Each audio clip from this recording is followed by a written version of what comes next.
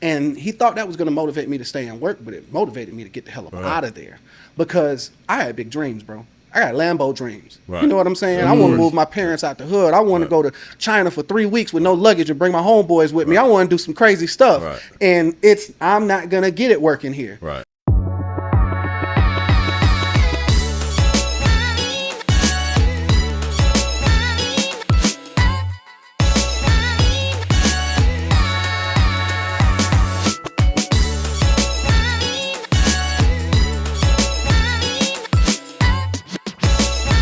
It's your boy Fanzo Chery. Welcome back to a whole nother video. And today we're gonna do a 7-minute challenge, game of loans. And this is one of the top gurus, I would say, when it comes to Orlando, when it comes to tax, when it comes to business. This is Jones, and we're gonna hear a little bit of his knowledge, his insight. And I'm excited because I want to see what this kind of podcast, I never heard of it, Game of Loans, and see how they break down conversations. And we give them 7 minutes to see how things go. And if they keep us, we'll continue watching. If we don't, and if they don't, then we got to leave it and skip it. So without further ado, let's go ahead and get into this video. In the game of loans, you either win or you learn. Welcome to the Game of Loans, where fortunes are forged and empires are built. Your hosts, lords of lending and wholesaling, are here to guide you through the realm of real estate and wealth building. Brace yourselves, cash flow is coming.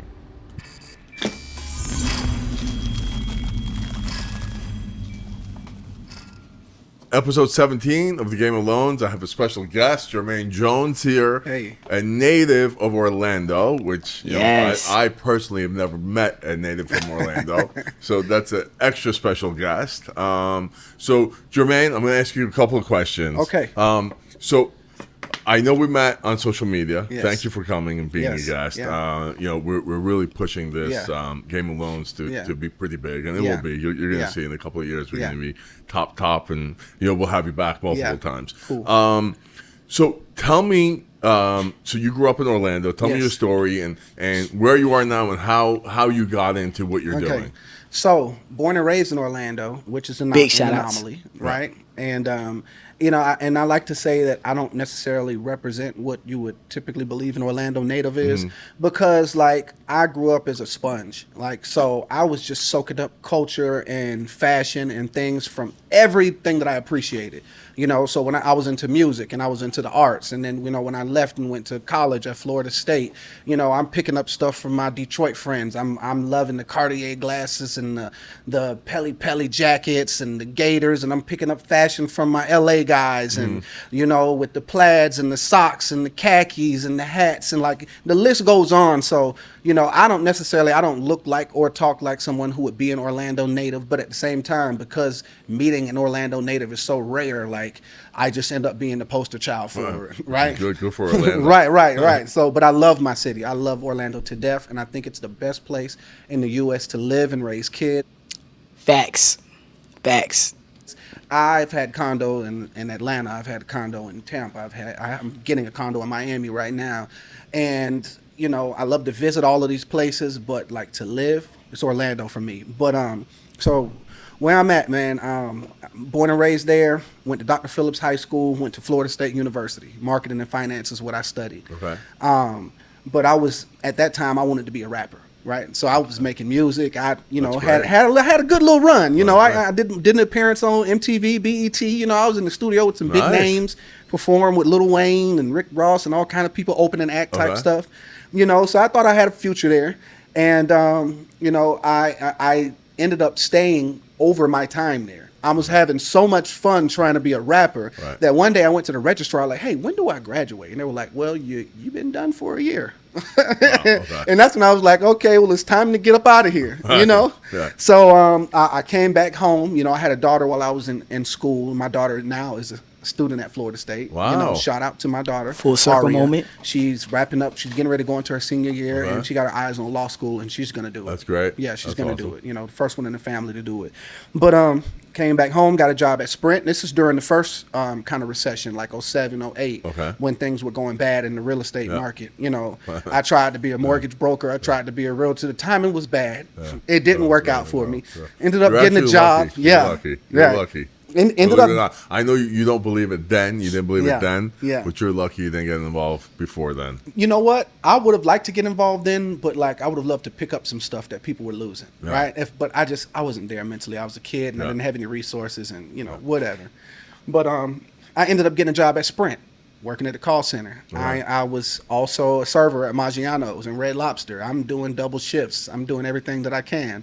And long story short, I ended up keeping that Sprint job for about 5 years. It's the only real job I had outside of college. I Right. worked my way up to B2B sales, and I was like a top tier salesman doing my thing. And I remember meeting a young lady. Her name is Erin. Shout out to Erin if she's watching this. She came in. We had a conversation. She told me how much money she made. And in my mind, I'm like, wait a minute. Her base salary is like 10 grand higher than mine. She's new here. How the heck is Right. this going on? You Right. know? So I went to my boss and I told him to fix it. And he said, I got you. Right. But he can only give me small raises. So I said, well, every time that opportunity comes, you got to max me out, man. So first opportunity came, he gave me the raise. Second one, he didn't. Right. And then at that point, I was like, you know what? This not for me. Right. They don't love me here. Right. And I love my boss. I had the black boss at the job, at the corporate job, right? So he was not just my boss. He was Right. my work dad. Right. He's my uncle. He's my mentor. He's everything. So I'm trusting him, Right. But I guess it was a blessing in disguise, right? Because we had a conversation because he noticed my productivity dropped, right? And he's like, yo, I see that you're disengaged and you're losing it. Let me talk to you about what's going on with your money. He was like, man, focus on the commission part of your pay scale because that's the part you can control. And if you focus on your commission, then you can live for preference versus the price of things. So he went into this whole spiel about how he bought the car that he wants, he eats the food that he wants, he buys the clothes that he wants because he's in control of his money and he's not bound by the price of things, right? And he thought that was going to motivate me to stay and work, but it motivated me to get the hell up out of there because I had big dreams, bro. I got Lambo dreams. Right. You know what I'm saying? I want to move my parents out the hood. I want to go to China for 3 weeks with no luggage and bring my homeboys with me. I want to do some crazy stuff. Right. And I'm not going to get it working here. Right. So that's when I realized I got to do something and I got to do it now because whatever I do, it's going to take a couple years to ramp up. And I want to get it while I'm young. I want to get it while I'm young, while I look good. I want to be top down in a Ferrari with my shirt off and my hair out, smoking a blunt and having a great time. Like, I don't want to be the old guy who's just getting it, pulling back up where the young girls are at and they're like, whoa, what is he doing over here? Like, look, he's trying too hard. Yeah. So that's when I put my head down and I started thinking. I'm like, I want to have money and time. Because I hear about a lot of guys that have money, right? But they work so hard that by the time they get home, and I don't know, can we curse on here? Of course we can. Okay. By the time they I'm get from home, New they're York. too I curse tired all to the fuck time. their wife and play with their Right. kids. Right. Hey, But they yo. got all the money and they got the cars, Yeah. right? No, that's not what I want. I want to have the time too. So I started looking at what industries. Real estate was my 1st, right? And I'm thinking, okay, maybe I can get back into real estate. But the way I ended up in taxes was I was promoting clubs on the side. I'm always a hustler. I'm always trying to stay 2 steps ahead, so I'm using all of my time, right? I'm promoting clubs, and I see these guys that used to come in as regular dudes. 2 years later, they're balling.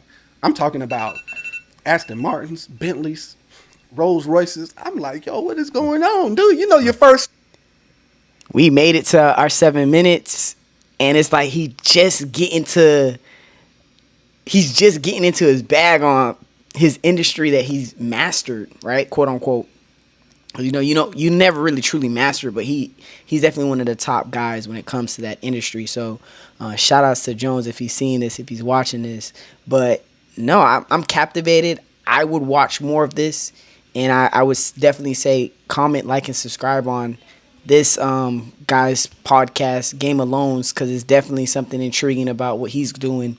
But I just want to say thank you guys for watching, and I'll see you guys in the next video. Peace.